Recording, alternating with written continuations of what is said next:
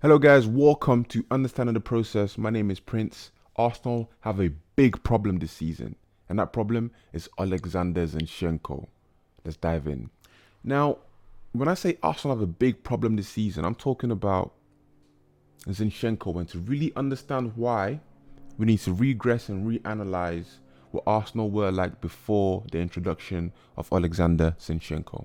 So, on the screen you can see that in 2021, 2022, pre-Zinchenko, Arsenal's most selected defenders were Gabriel, Ben White, Tomiyasu and Kieran Tierney. On the right hand side of your screen you can see the per 90s and the total minutes that each of those four played for the Gunners. Gabriel tops the list, followed by Ben White, followed by Kieran Tierney and followed by Tomiyasu. Saka sometimes deputized as a left back. You know how he does as a left back, playing on his left foot, cutting inside, coming inside and helping with the build up. But most of the time, it was Tierney who played as a left back. When we look at the average positions of Arsenal in the first 3 game weeks, when we look at Arsenal's average positions in the first 3 game weeks of the 2021-2022 season, we can see that Kieran Tierney is high and wide. Here he is, the number 3, high and wide on that side. Game week 2 against Chelsea at home, again, high and wide. Game week 3 against City away. We got absolutely pumped this game. Again, high and wide. Had a back 5. Got absolutely smashed. I went to this game. It was painful. Here's a still from the following game against Norwich, which we won 1-0. You can see Kieran Tierney there, top right hand side of your screen. Again, high and wide. And here's the other fullback in Tomiyasu. In the centre, we had Sambi Lokonga and we had Ainsley Maitland-Niles playing as the double pivots. How far we've come. Now, a key way to tell which player is the most involved when it comes to build-up play and progression is to look at touches and progressive passes per 90. And when we look at the stat, we can see that in the 2021-2022 Premier League season, the players with the most progressive passes per 90, when toggled per 90. So, so the players with the most progressive passes per 90 were Granit Xhaka, Martin Odegaard, Albert Sambi Lokonga, Thomas Partey, and Tomiyasu. A fullback doesn't come into the list until the 5th name down. When we look at passes into the final third, we have Granit Xhaka, Mohamed El Neni, Albert Sambi Lokonga, Thomas Partey, Maitland-Niles, Cedric Suarez is the first fullback that makes it into the list. Now, some of these players didn't even play more than 10 90s. That's more than 900 minutes for Arsenal. But again, we can see that fullbacks are way far down when it comes to progressive passes into the attacking third. When we look at touches,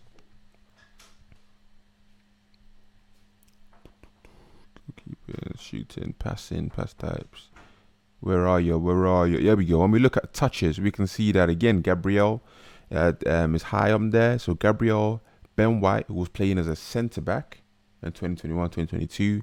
Martin Odegaard, Xhaka, Saka, Partey, and Tierney is the first fullback that makes it onto the list. So again, most of the progression was not done through the fullbacks in Vertem, but rather through the midfielders, through Xhaka, through your Lokongas.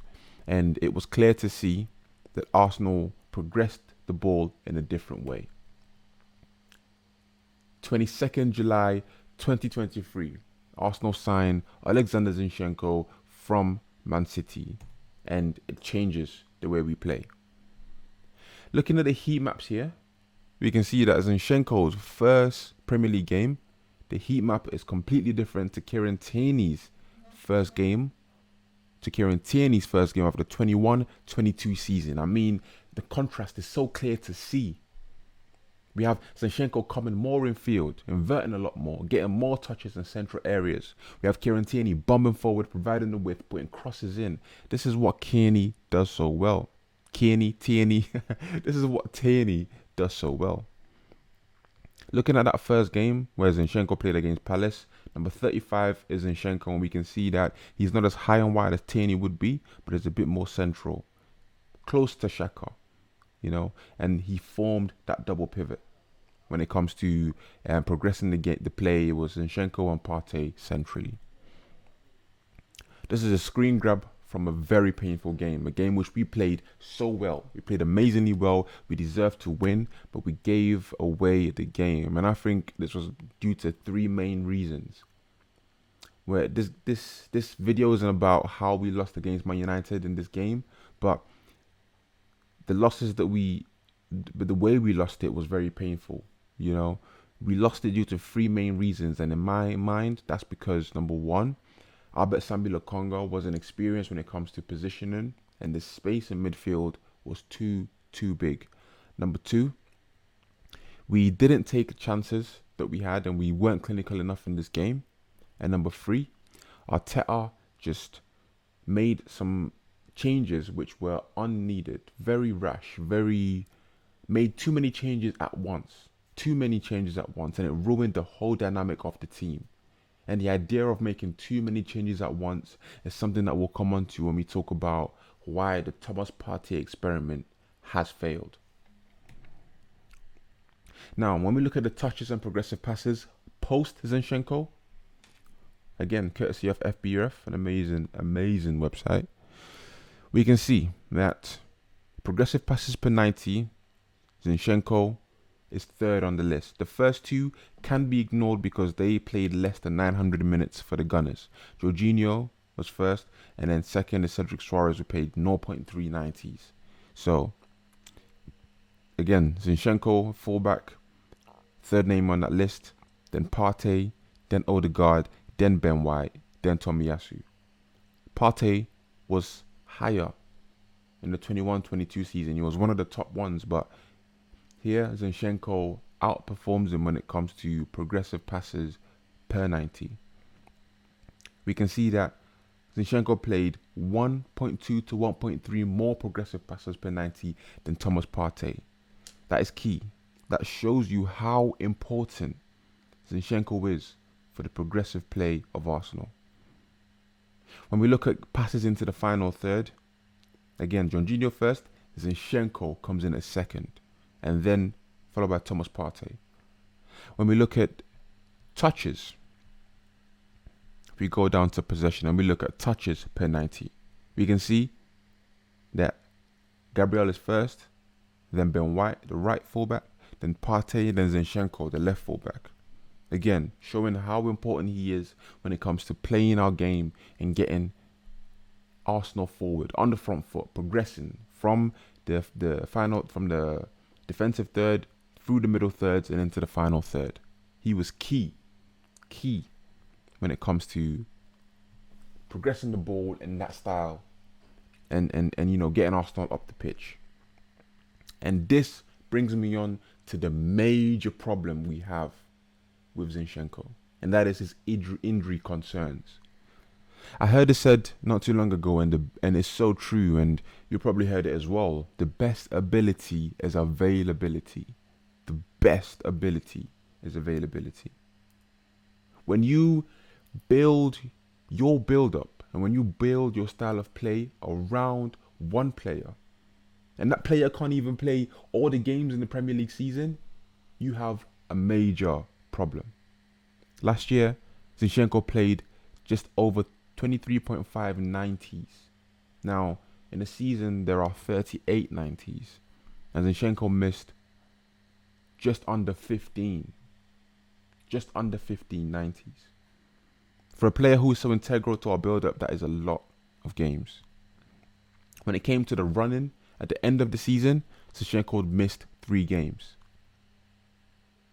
And this link here takes us to this, which is Mikel was asked about Zinchenko being fit, and this was around the middle of last season when we had a few tough games. We had Liverpool, we had Leeds, we had Southampton. The Liverpool game we played extremely well without Zinchenko, won that game, deserved to win that game. Then we went to Leeds. Now the Leeds game, We played not very well at all. That was one of our worst performances last year, but we somehow came away with a win. Afterwards, we went to Southampton. Again, not a good performance, and we drew that game. And these were alarm bells on warning signals that Arsenal needed to find a way without Zinchenko.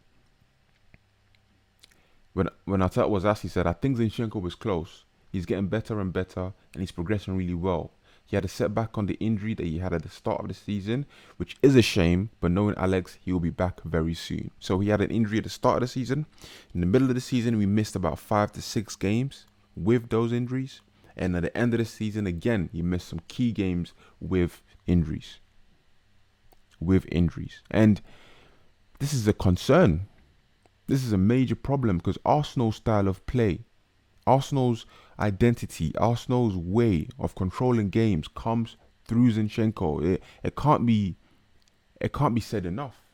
It can't be said enough. And to have a team rely on a player who is so integral but is so inconsistent when it comes to being available week in, week out, something needs to change. Something needs to change. Now, when we look at those games and those run of games that Arsenal missed, 2022 before the World Cup. So here we go. We have Liverpool, we have Bodo Glimt, we have Leeds, we have PSV, Southampton, PSV again, and this Forest game is when I believe Zinchenko reappears. Nope, not this Forest game. Chelsea. Yes, against Chelsea in the Premier League in November is when Zinchenko reappears back into the team. Now, guys, this is last season. We were in the Premier League and the Europa last season. This year, we are in the Champions League. We're not going to be facing the likes of Bodo Glimt, no disrespect, but we're going to be facing the likes of Dortmund, Barcelona, Real Madrid, Napoli, AC Milan, you name it. Teams who have levels way above that which we have faced last year. We need a team that we can rely on. Zinchenko being injured is a big problem, guys. A major problem. And I don't think we talk about that enough. Now, Arsenal have tried to find some solutions to the problems and some replacements when it comes to finding players who can fill in that role, but none of them have been able to do it to the level Zinchenko offers, because Zinchenko doesn't just give you progressive ability, receiving when you're back to goal on a half turn, but he gives you a fluid left-hand side dynamic, a dynamic which makes Martinelli tick. And Saka was a part of that as well. When the left-hand side ticks and Arsenal can progress play down that side, we look way better for it. Now, the replacements, each had positives, but each just couldn't quite do it to the level that Zinchenko did for us. We have Timber on the right-hand side. He started the game against Forest, our first game of the season, played super well. Started the Community Shield, did amazingly well. And I believe he would have been the player to really help Arsenal maintain the level when Zinchenko drops out of the team. Progressive, beats the press, is back to goal receptions of the ball, incredible, really good. But unfortunately, we lost him for the rest of the season, and that injury is major, guys, major. We have Kivior, who, for all intents and purposes, is still a player with huge potential, but just hasn't delivered it yet. And we have Tomiyasu. Tomiyasu played against Palace, did well, but again, we're missing something when Zinchenko is not in the team. That left-hand side dynamic, that progression of play, the passing, the receiving, the turns, these players can do a good job, don't get me wrong, but when we talk about, the ability to progress things with your back to goals, Zinchenko was one of the best at it. And that is why I believe we saw the Partey experiment.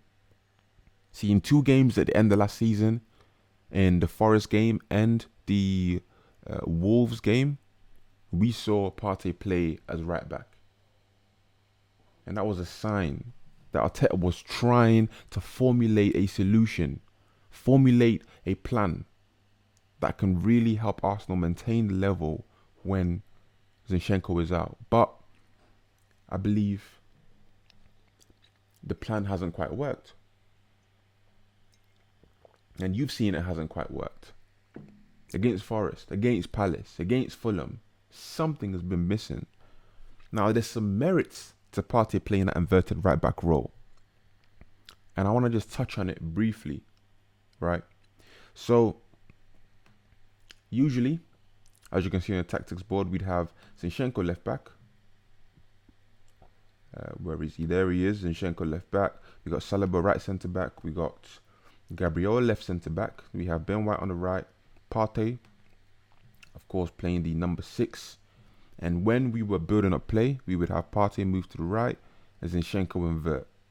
Saka was in and not Havertz. Where are you? There you are, Granite. So this was the left. This was last year's dynamics when progressing play. Saka was intelligent and knew when to drop in, but also knew when to go forward. Knew when to support Martinelli with underlapping runs, and so did Zinchenko. But this was in general our build-up structure last year. Now, there's something in this build-up structure that Arteta has touched on time and time again in pre-season.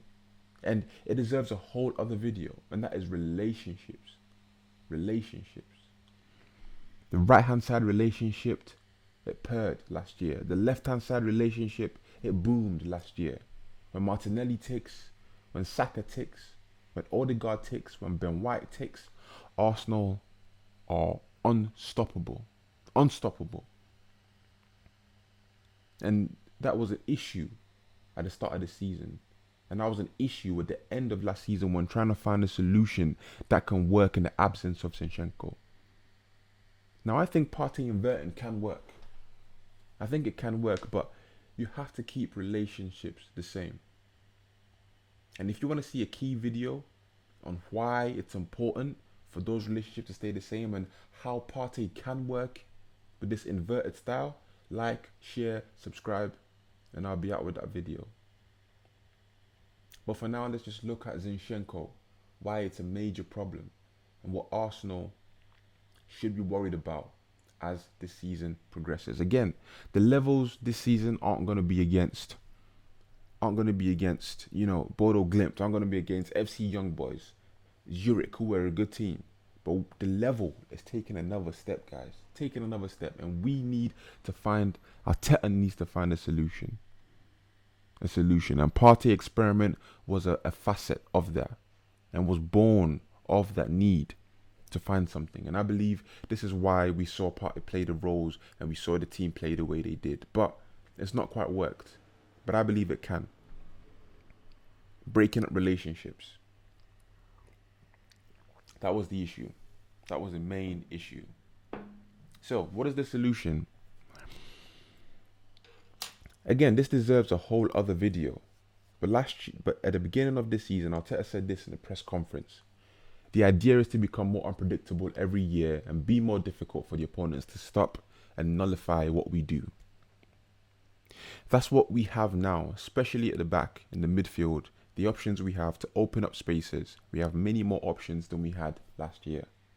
We have to start doing the right things in pre-season to get the best possible preparation and get that chemistry and cohesion in the team.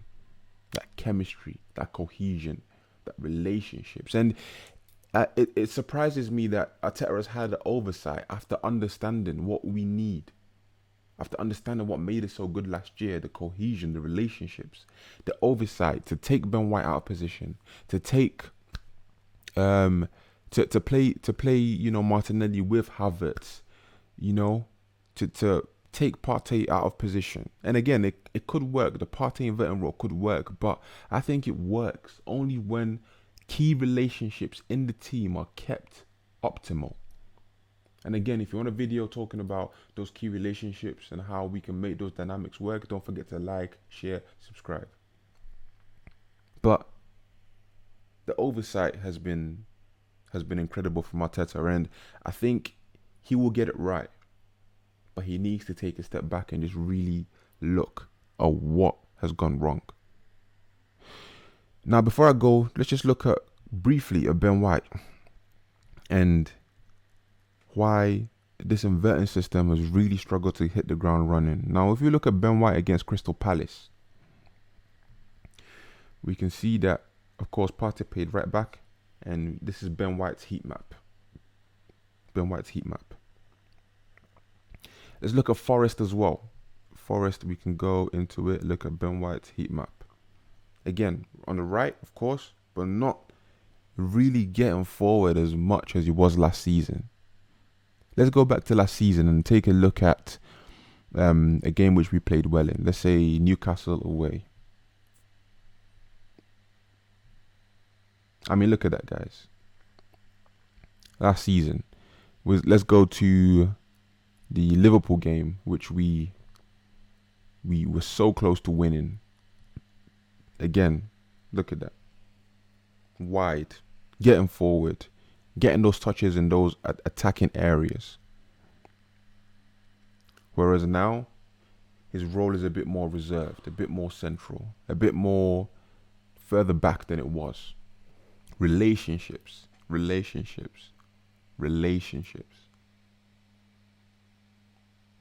Zinchenko is an amazing player, incredible. He makes our build-up flow with a certain zest and a certain fluidity that when things are going right, Arsenal are unplayable. You know? But his injury concerns are a big problem for Arsenal. Major problem. And Arteta needs to find a solution. I believe he can. And I have some ideas of what that solution could be. But Arteta needs to find a solution. Now, an interesting video off the back of this could be what that solution is. And if you want to see that, again, don't forget to hit that like, hit that share, hit that subscribe button. But for now, I want to say thank you for watching. Hope you've enjoyed. Leave a comment down below what you think about our big Zinchenko problem. Maybe you don't think it's such an issue, but leave a comment down on what you think. Catch you next time.